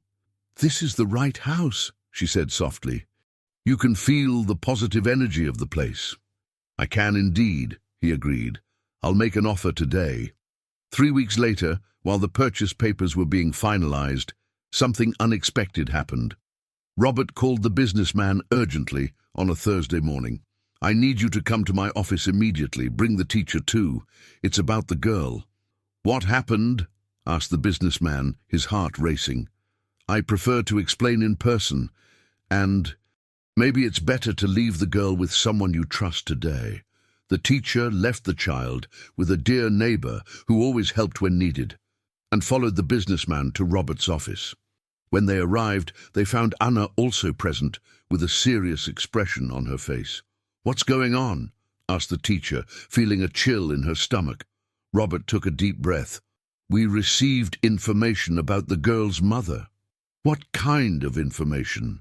asked the businessman. "The mother didn't. She didn't pass away as we thought," said Anna carefully. The silence that followed was deafening. The teacher and the businessman looked at each other, slowly processing what they had just heard. "What do you mean?" murmured the teacher. "She's alive," said Robert directly. "The mother is alive and has been in a psychiatric clinic in the state capital for 5 years. The revelation hit the two like a tsunami. The businessman stood up abruptly, walking to the window, while the teacher covered her face with her hands. "That's impossible," said the businessman. "The girl told us that her mother that she had passed away." "That's what the aunt told the child," explained Anna. "The mother had a severe nervous breakdown after the constant mistreatment by her sister. She tried to hurt herself and was hospitalized for treatment. The aunt assumed custody, claiming that her sister was incapacitated." "And she never got better?" asked the teacher, tears in her eyes. "She's getting better now," said Robert. "The doctors say she has been asking about her daughter constantly in recent months. The treatment is working." "My God," whispered the businessman. All his financial investments and accumulated wealth seemed insignificant in the face of that revelation. And now, what does this mean for the girl? "It means," said Anna carefully, "that the mother has a legal right to her daughter if she is deemed fit by the doctors." "No," said the teacher firmly. "The girl has barely started to recover. She has created bonds with us. She can't be snatched away from all this again." "I understand your concern," said Anna, "but we have to consider what is best for the child in the long term." "A child has the right to be with her biological mother," Robert spoke up. "There are legal precedents for situations like this. We can argue that the sudden change would be detrimental to the child's emotional well-being." "And the mother?" asked the businessman. "Does she know that we found the girl?" "Not yet," replied Anna. "We wanted to talk to you first. But she will have to be informed soon." The businessman returned to his chair, the weight of the situation settling on his shoulders. "How are we going to tell this to the girl?" "Very carefully," said Anna. "Maybe we should consult the psychologist first." That afternoon, an emergency meeting was scheduled with the child psychologist. The professional listened to the entire situation attentively, taking notes while processing the implications. "This is an extremely delicate situation," she said. "The child genuinely believes that her mother passed away. Discovering that this is not true will be a huge shock." "How should we approach this?" asked the teacher. "Gradually. First, we need to prepare the girl for the possibility of changes. Then, introduce the idea that her mother may be alive. And finally, if it's inevitable, prepare for a possible reunion." "And if the mother wants her daughter back immediately?" asked the businessman, thinking about how his financial resources could influence the situation. "Then we will have to fight in court," replied the psychologist. "But based on what I observed, the girl is in a stable and loving environment. Any drastic change could be devastating to her emotional development." That night, the businessman and the teacher returned home in silence, each lost in their own thoughts. The girl was waiting for them with a drawing she had made at the neighbor's house. The new yellow house with 3 happy figures in front, her, the teacher, and the businessman. "Look what I drew," she said excitedly. "Our new family in the new house." The teacher hugged the child extra tightly, trying not to cry. "It's beautiful, honey." "When are we going to move?" asked the girl. "Soon," replied the businessman, his voice laden with an emotion that he struggled to control. "Very soon." That night, after the girl fell asleep, the businessman and the teacher talked late about the impossible situation in which they found themselves. "I can't lose her," said the teacher, tears streaming down her face. "She has become my daughter at heart." "Neither can I," replied the businessman. "But if the mother wants her daughter back, then we will fight," said the teacher with determination. "We will fight for the girl, for the family we have built. She deserves stability, not another traumatic upheaval in her life." It was a battle that none of them had foreseen, but both knew that they would do anything to protect the child who had changed their lives forever. The money, the investments, all the accumulated wealth, everything would be used to ensure the well-being of that extraordinary girl who had become the center of their existences. The week that followed the revelation about the mother was one of the most difficult that the businessman and the teacher had ever faced. Both struggled to maintain a normal appearance before the girl, but the child, with her sharpened sensitivity, realized that something was different. "Grandma, why are you sad?" she asked one morning, while the teacher was trying to concentrate on preparing breakfast. "I'm not sad, my dear. I'm just thinking about some adult things, replied the educator, forcing a smile. Is it about our new house? Don't you want to move anymore? Of course I do. We're going to be very happy in the new house. But internally, the teacher wondered if they would really go to the new house, or if all the life they had built together was about to collapse. That afternoon, the child psychologist paid a visit to begin gradually preparing the girl for the possible changes. She sat with the child in the yard, where they used to have their most important conversations. "Honey, do you remember your mommy?" asked the psychologist gently. "Of course I remember. She used to sing to me and make me cookies," replied the girl, her eyes shining with happy memories. "And do you remember when she left?" The child's face darkened. "Aunt said she went to heaven because of me." "Honey, sometimes adult people tell things that aren't true. Your mommy didn't leave because of you, and maybe she didn't go to heaven." The girl's eyes widened. "What do you mean?" "Sometimes, when people get very sad or sick, they need to go to special places where other people take care of them until they get better. Like the hospital where I went when Aunt hurt me?" "Similar to that, yes." The girl was silent for a long time, processing this new and confusing information. "Is the doctor saying that my mom might be alive?" The psychologist took a deep breath. "It's a possibility, yes." Tears began to stream down the child's face, not of sadness, but of a complex emotion that mixed hope, confusion, and fear. "But if she's alive, why didn't she come to get me? Why did she let Aunt hurt me?" "Because she was very sick, honey. Sometimes when people are sick in their minds, they can't take care of themselves, let alone other people." That night, the girl barely managed to sleep. She ran to the teacher's room several times, full of questions that the educator struggled to answer appropriately. "Grandma, if my mother is alive, will she want to take me away from you?"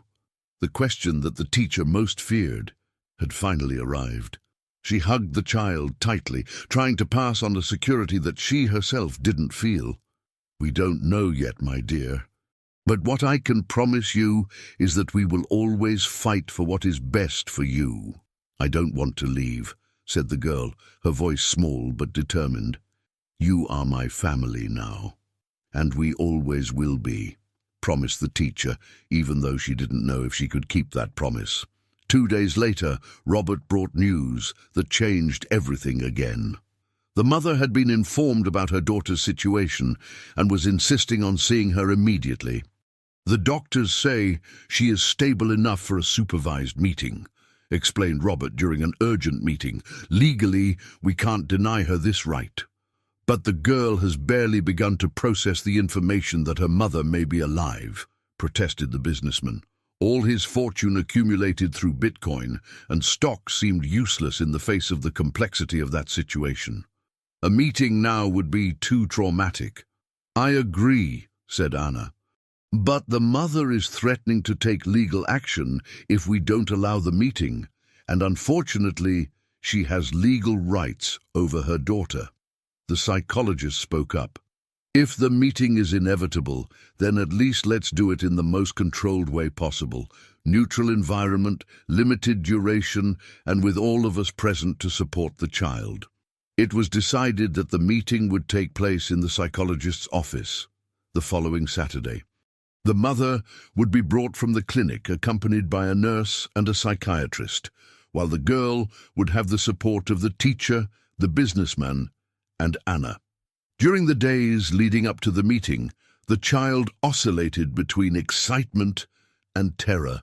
Sometimes she drew figures of a woman she called Mommy. Sometimes she hid under the bed crying. "What if she doesn't like me anymore?" she asked one night. "What if she thinks I grew up ugly?" "Your mother will think you are the most beautiful child in the world," replied the businessman, even though he himself was terrified of the possibilities of that meeting.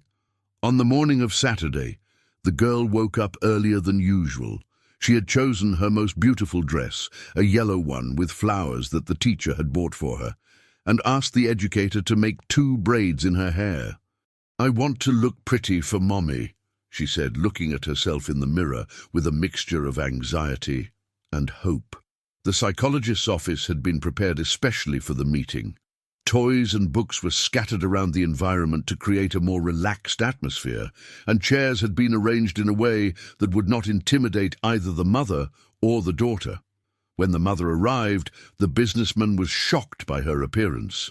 The woman he remembered as a cheerful and efficient employee had become a fragile figure, too thin, with grey hair and eyes that reflected years of suffering. But when she saw the girl, her expression transformed completely. "My little one," whispered the mother, tears streaming down her face. "My beautiful girl." The child hid behind the teacher, watching the woman who was her mother, but who was also a stranger. The 4-year-old girl that she remembered had grown up, changed, created bonds with other people. "Hi, Mommy," said the girl timidly. "You've grown so much," said the mother, controlling the impulse to run to hug her daughter. "You are so beautiful, so healthy. Fim da adaptação da parte." For gradually, with the psychologist's careful mediation, mother and daughter began to talk. The mother said that she had been sick, that she thought of her daughter every day, that she deeply regretted having left the child with her sister. "I didn't know she was going to hurt you," said the mother, her voice broken by crying. "If I had known, I never would have." "It's okay, Mommy," said the girl, her childish compassion speaking louder than any hurt. "Now I'm safe with Grandma and Uncle." It was at that moment that the reality of the situation hit the mother. Her daughter had created a new family, people who clearly loved and cared for her. She looked at the teacher and the businessman, seeing the genuine love in their eyes when they looked at the girl. "You took good care of her," said the mother, addressing them. "I can see that she is loved." "Very loved," confirmed the teacher, her voice choked with emotion.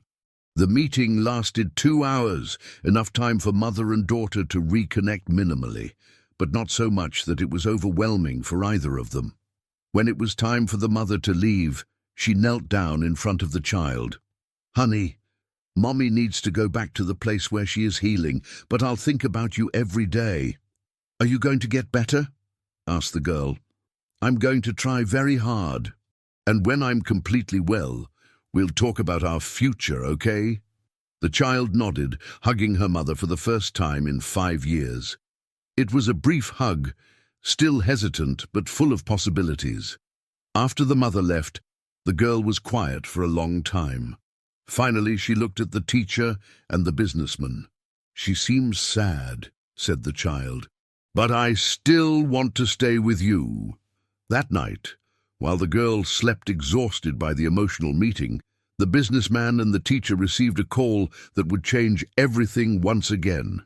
It was the psychologist, with news about a conversation she had had with the mother after the meeting.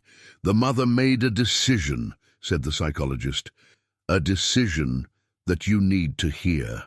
Both their hearts raced, fearing the worst. But in the words that would follow were the answer to all their fears and hopes, a decision that would determine not only the girl's future, but the entire family that they had built together. The psychologist's call left the businessman and the teacher in suspense for an entire night. The professional had asked to meet them the next day for an important conversation about the mother's decision, but had not given details over the phone. On Sunday morning, the two headed to the office, while the girl stayed once again with the trusted neighbor. The child had woken up talking about the meeting with her mother, mixing joy for having seen her with relief for still being with her chosen family. "She's still sad," the girl had commented during breakfast, "but I think she wants to get well." In the office, the psychologist greeted them with a serious but not somber expression. There was something in her eyes that suggested that the news would not be devastating. "The mother spent the night talking to me and the doctors at the clinic," she began. "The meeting with her daughter was a decisive moment for her." "Decisive how?" asked the teacher, clasping her hands nervously. She realized that the girl has built a new life, a family that truly loves her. And more importantly, she understood that forcing a change now would be harmful to her daughter. The businessman leaned forward. What exactly did she decide? The mother will not claim immediate custody of the child, said the psychologist. She recognizes that she is not yet completely healed and that her daughter needs stability. The relief that took over the teacher was so intense that she began to cry. The businessman held her hand, himself fighting back the emotion. All his wealth accumulated in investments and net worth had not prepared him for that moment of pure relief. But there are conditions, continued the psychologist. The mother wants to maintain regular contact with her daughter while she continues her treatment. She also wants to participate in important decisions about the child's education and future. That's fair, said the businessman immediately. She is the biological mother. She has that right. And when is she completely cured? Asked the teacher, still worried about the future. The mother was very clear about this, replied the psychologist. She said that if one day she is completely well, she would like to have her daughter back, but not abruptly. It would be a gradual transition, only if it was best for the child. And how did the girl react to that possibility? Asked the businessman. We haven't talked to her about that yet. I thought it best to hear your opinion first. The teacher wiped away her tears. The important thing is that she is safe with us for now, and if one day the mother is really well, we'll face that situation when it arrives.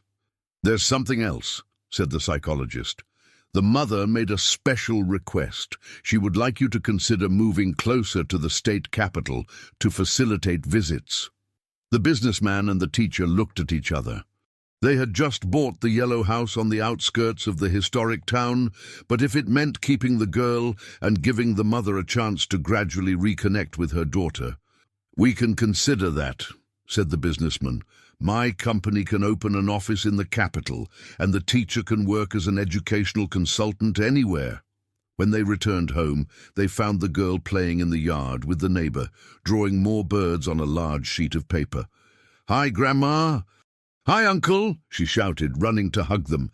I drew Mommy together with you. The drawing showed 4 figures now, the teacher, the businessman, the girl, and a long-haired woman who represented the mother. Everyone was smiling, surrounded by the inevitable colorful birds. It's beautiful, honey, said the teacher. Did you like seeing your Mommy yesterday? I did, but she was very skinny. I think she needs to eat Grandma's cookies to get strong. The child's innocence touched the 2 adults deeply. Even at 4 years old, she intuitively understood that her mother needed care. That afternoon, the psychologist came to have dinner with them. She had become almost part of the family in recent weeks. During the meal, she carefully explained to the girl that her mother would like to see her more often, but that she would continue living with the teacher and the businessman. Can I see Mommy again? Asked the child, excited. You can, maybe once a week while she gets better. And will she like my drawings? I'm sure she will. 2 weeks later, a new routine was established. Every Saturday, the girl visited her mother at the clinic in the capital, always accompanied by the teacher or the businessman. The meetings were supervised initially, but gradually became more natural. The mother was visibly improving. She had gained weight. Her hair was more well-groomed, and above all, there was a new light in her eyes. Seeing her daughter happy and safe seemed to be the best medicine for her recovery. She is becoming a beautiful girl, said the mother to the teacher during one of those visits. Thank you for taking such good care of her. No need to thank me, replied the teacher. The girl has become the daughter I never had. It was during one of those conversations that the mother made a revelation that surprised everyone. There's something you need to know about the girl's father, she said, looking nervously at the businessman. The businessman felt his heart race. What do you mean? He worked at your company too. He was the engineer in the project department. The businessman remembered immediately. The man had been an excellent employee who had left the company around the same time as the mother, claiming to have received a better offer in another state. He's the girl's father? Asked the businessman, still processing the information. He is, but he doesn't know. When I found out I was pregnant, he had already left. I tried to contact him, but I never succeeded. Why didn't you ever tell me this when you worked with me? Because I was afraid. Afraid of losing my job, afraid of judgment, and when he left, well, I thought it best to raise my daughter alone. This revelation brought a new dimension to the story. The girl had a living father somewhere, a man who didn't even know of her existence. The businessman thought about how his financial resources could be used to locate the man. "Would you like us to try to find him?" asked the businessman. The mother thought for a long moment. "Maybe. When I'm completely well, maybe it's time for the girl to meet her father too." That night, back in the historic town, the businessman and the teacher talked about this new revelation while the girl slept peacefully. "Our family can get even bigger," commented the teacher. "Are you afraid of that?" asked the businessman. "A little," she admitted, "but if it's best for the girl, we'll face it together." It was then that the businessman made a decision that had been maturing for weeks. His investments in cryptocurrency had yielded exceptionally well, and his passive income allowed any lifestyle change they wanted. "Teacher, there's something I want to ask you." "What is it?" "Will you marry me?" The question caught the teacher completely off guard. They had become life partners, united by the love they shared for the girl. But marriage had never been discussed. "Businessman, It's not just about the girl," he hastened to explain. "Although she has brought us closer, it's because I've discovered that you are the most generous, courageous, and loving person I've ever known, and I can't imagine my life without you." The teacher looked at this man who had entered her life so unexpectedly and changed everything. He had gone from a distant neighbor to a partner, from a stranger to family. "Yes," she said simply. "Yes, I would marry you." The next morning, the girl woke up to find the two most important adults in her life with mysterious smiles on their faces. "We have a surprise for you," said the teacher. "Uncle and I are getting married. That means he will officially be your daddy at heart." The child was silent for a moment, processing the information. Then her face lit up with the most radiant smile they had ever seen. "Are we going to be a real family?" she asked. "We already are," replied the businessman, picking her up in his arms. "Now we're just going to make it official." At that moment, looking through the kitchen window at the street where it had all begun, the businessman thought about how life had a mysterious way of fixing broken things and creating beauty from pain. His fortune, built through years of work and smart investments, had found its true purpose, not only accumulating wealth, but building a family based on unconditional love. The months that followed brought a stability that none of the three had experienced before. The wedding of the businessman and the teacher was a simple and intimate ceremony in the historic town's colonial church, with the girl as the flower girl, wearing a pink dress that she had chosen personally. "Now we are a real family on paper too," said the child during the party, holding the hands of the two adults who had become her parents at heart. The move to the yellow house finally happened, and the girl adapted to her new home with an ease that surprised even the psychologist. Her room was painted light blue, with drawings of birds on the walls. No longer the sad black birds that she drew when she was with the aunt, but colorful and cheerful birds that represented her new life. The weekly visits to the mother became a natural part of the family routine. With each meeting, the girl and her biological mother got to know each other a little better, gradually building a relationship that respected both the past and the present. Biological mommy, as the child had begun to call her to differentiate her from the teacher, who was simply, "Mommy, you're getting stronger," commented the girl during one visit. "I am indeed, honey, and it's because you give me strength to get better," replied the mother, who had really transformed. Her hair had returned to its natural shine, she had gained healthy weight, and above all, she had regained the serenity that the businessman remembered from when she worked for him. It was during one of those visits that the mother made an announcement that would change the family dynamics once again. "The doctors said I can be discharged from the clinic next month," she said, carefully observing everyone's reactions. "I'm going to live in an assisted living facility in the capital, where I will have independence, but still psychological support when needed." The silence that followed was charged with complex emotions. The girl, now 5 years old and more mature, immediately understood the implications. "Does that mean you can come visit us at our house?" she asked. "It means exactly that," replied the mother with a smile. "If your parents agree, of course." "Of course we agree," said the businessman immediately. His dividends and profits from investments in real estate funds gave him the security to be generous. "And maybe," continued the mother hesitantly, "we can start talking about that subject that we discussed before." Everyone knew that she was referring to the girl's father.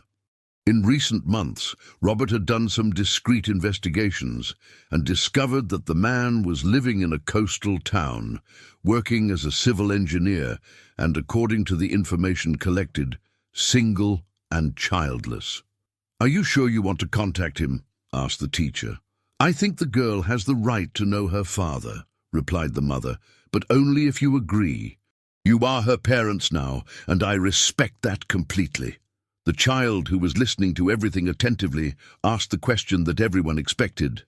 "If I meet my blood daddy, will you still be my parents?" "Forever," promised the businessman, hugging her. "Nothing and nobody can change that." 2 weeks later, an unusual meeting took place in the Yellow House. The biological father had accepted the invitation to meet the daughter he didn't know existed, and was now sitting nervously in the living room, looking at the girl with a mixture of astonishment and emotion. "She has your eyes," commented the mother, who had been released from the clinic the day before and was making her first visit to her daughter's new home. The man, a tall and dark-haired 35-year-old, watched the child with fascination. "I can't believe I have a daughter," he murmured, "and that she is so beautiful and intelligent." "Do you want to see my drawings, blood daddy?" asked the girl, naturally using the name that she had decided to give him. "Of course I want to," he replied, clearly emotional. During the following hours, a new family dynamic began to form. The father showed himself to be genuinely interested in getting to know his daughter and in being part of her life, but also respectful of the role of the businessman and the teacher. "You saved my daughter," he said to the couple, "and you gave her something that I could never have given, a stable and loving family. I am eternally grateful." "She saved us too," replied the teacher. "The girl taught us what unconditional love is." It was decided that the father would visit the child once a month, and that they would gradually try to build a father-daughter relationship that complemented, not competed, with the bonds that she had already formed. "Now I have 4 parents," joked the girl one night, while the teacher was putting her to sleep. "Daddy businessman, mommy teacher, mommy biological, and daddy biological. And we all love you very much," replied the teacher, kissing the child's forehead. The following month, something extraordinary happened. The aunt, who had spent the last months in treatment for alcoholism, asked to meet the girl. The initial request was denied by all the responsible adults, but the psychologist suggested that it might be therapeutic for both. "Not to restore bonds," she explained, "but so that the child can confront her past from a position of strength and security." The meeting was carefully organized, with all the parents present and with limited duration. The aunt, visibly transformed by the treatment, asked the girl for forgiveness with tears in her eyes. "I was very sick," she said, "and I hurt you in ways that never should have happened. I don't expect you to forgive me, but I want you to know that I regret everything." The child, now more mature and safe, looked at the woman who had once been her source of terror. "Aunt, you hurt me a lot, but now I am happy and safe." "I know, and I'm glad you found people who truly love you." The meeting was brief, but it brought a sense of closure that helped the girl to move on completely. 6 months later, life in the Yellow House had found a perfect rhythm. The child attended the local school, where she was one of the most beloved students, always drawing colorful birds and telling about her large and loving family. The biological mother had moved into a small apartment in the capital and worked part-time as a secretary, visiting her daughter every week. The biological father came from the coastal town once a month, always bringing carefully chosen gifts and stories about his work as an engineer. "You know what impresses me the most?" said the psychologist during one of her regular visits, watching the girl play in the garden. "How she managed to integrate all these relationships without confusion or conflict. She simply accepted that she can have many people who love her. Children are wiser than adults sometimes," commented the businessman, watching his daughter at heart, teaching a song to the real birds that visited the yard. Now practically domesticated from so much, she talked to them. His investments in stocks and treasury bills had yielded exceptionally well, but nothing compared to the emotional wealth that child had brought into his life. The teacher smiled, thinking about how her life had changed completely. From a lonely retired educator, she had become a mother, a wife, and the center of an unconventional but deeply loving family. Who would say that a 4-year-old girl who suffered in silence would change so many lives, she commented. "It didn't just change our lives," replied the businessman. "She taught us that family is not about blood or conventions. It's about love, protection, and choice." At that moment, the child ran to them holding a new drawing. A yellow house surrounded by colorful birds, with 6 figures holding hands in front. Her, the teacher, the businessman, the biological mother, the biological father, and, in a recent addition, the psychologist. "Look," she said proudly, "my complete family." And it really was. A family built not by chance or tradition, but by choice, love, and the determination of adults who decided that a child deserved all the happiness in the world. The businessman smiled, knowing that all his fortune accumulated through profitability and compound interest had found its true purpose, not only to ensure material comfort, but to build a home where love reigned supreme. A year later, on the eve of the girl's 6th birthday, an unexpected discovery brought the perfect closure to a story that had begun with so much suffering. The teacher was organizing some old papers in the office when she found a dusty box that had belonged to the former owner of the yellow house. "Honey, come see this," she called, carefully opening the box. Inside, there were old photographs of the house and a sealed letter dated 5 years ago. The letter was addressed to whoever takes care of this house after me and was signed by a lady who had lived there before them. "Whoever finds this letter," read the businessman aloud, "should know that this house was built to house love and healing. For 50 years I raised here 4 children who were not born of my womb but of my heart. Children who arrived wounded by life and left healed by love. This house has a special energy for that. If you are here, you are probably also taking care of someone who needs healing. The house will help you, as it helped me during all these years." The teacher covered her mouth with her hands, touched. "She also adopted wounded children. And we didn't even know," murmured the businessman. "It's like the house chose us." At that moment, the girl ran into the office, all covered in dirt from the garden, where she played with the birds that were now practically domesticated from so much she talked to them. "What are you looking at?" she asked, curious. "A letter from a lady who used to live here," explained the teacher. "She also took care of special children like you." "Like me? Children who needed a lot of love to get well," said the businessman, hugging her.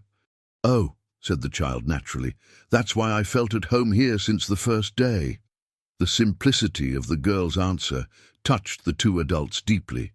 At 6 years old, she possessed a wisdom and a capacity for forgiveness that continued to impress everyone around her.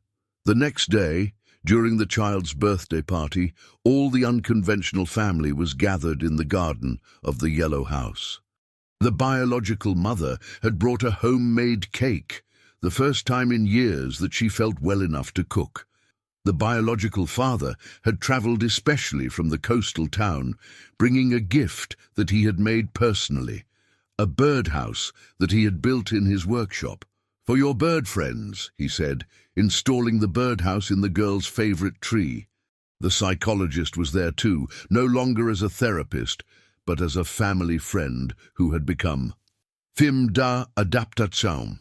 De parte Faivana had brought her little daughter to play with the birthday girl, and even Robert was present with his wife.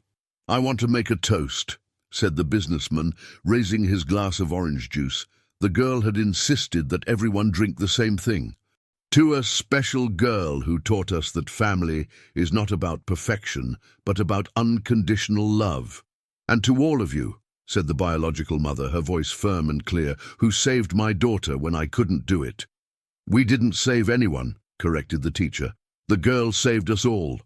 She showed us how to love without conditions, how to forgive without resentment, and how to build something beautiful from pain."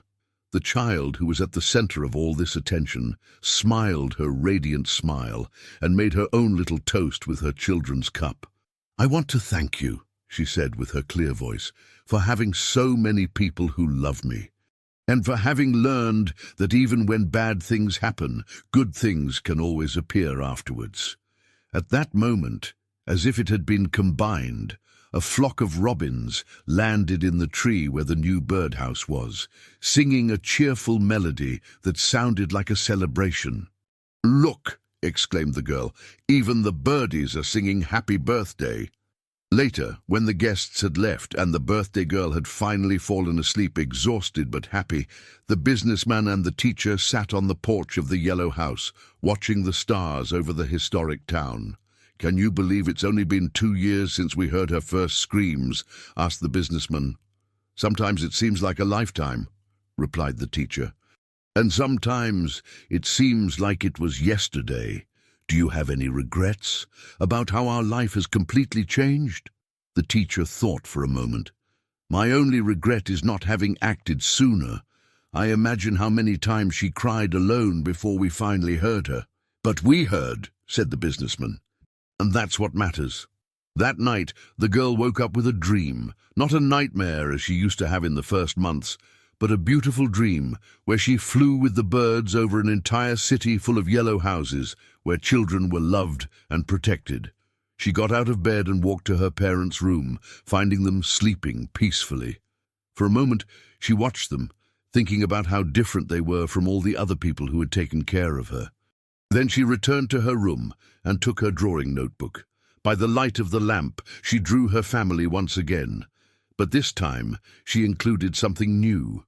In the drawing, all the figures had small wings, as if they were angels taking care of each other.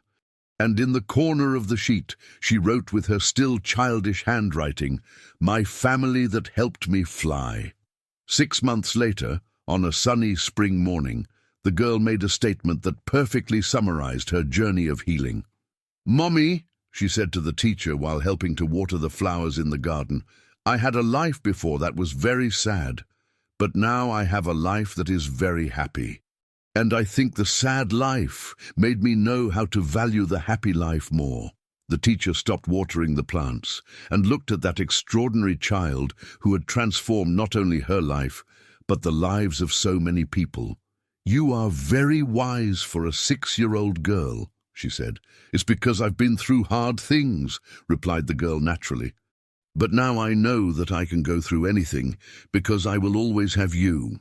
At that moment, the businessman arrived from work early, something that had become routine since the child entered their lives, and found his 2 favorite women in the garden, surrounded by butterflies and birds, laughing at something that the girl had just said. It was a scene of perfect peace, an image that he would cherish forever, the family that he hadn't planned, but that had become the most important thing in his existence. All his investments in stocks, Bitcoin and bonds had found their true purpose. Not only accumulating wealth, but building a home where love reigned absolute. "What are you doing, my flowers?" he asked, using the affectionate nickname he had created for them. "Talking about how good it is to be happy," replied the girl, running to hug him. "And how good it is to have a real family," added the teacher. As the three hugged in the garden of the yellow house, the birds sang in the trees, the flowers swayed in the gentle breeze. And somewhere in the sky of the historic town, a story of suffering had been definitively transformed into a story of love, redemption, and hope. The girl had flown away from the pain, but not alone. She had taken with her all those who chose to love her, and together they had discovered that even the most difficult beginnings can have the most beautiful endings. The child who once drew trapped and sad birds now drew free and colorful birds. And in that simple transformation of a child was contained all the magic of a family that chose each other, of a love that healed deep wounds, and of a hope that proved to be stronger than any pain. In the yellow house surrounded by flower gardens, an unconventional but deeply united family continued writing their story of love, one happy day at a time. And the businessman, looking at his fortune not in terms of net worth, but in terms of love received and given, knew that he had become truly rich, not for the millions accumulated, but for the small hand that held his, and for the smile that lit up every morning of his new life. If you liked this video, please subscribe to my channel. I promise to bring everyday videos that will make your life happier. Comment what you thought of my story, giving a rating from 0 to 10, and thank you very much.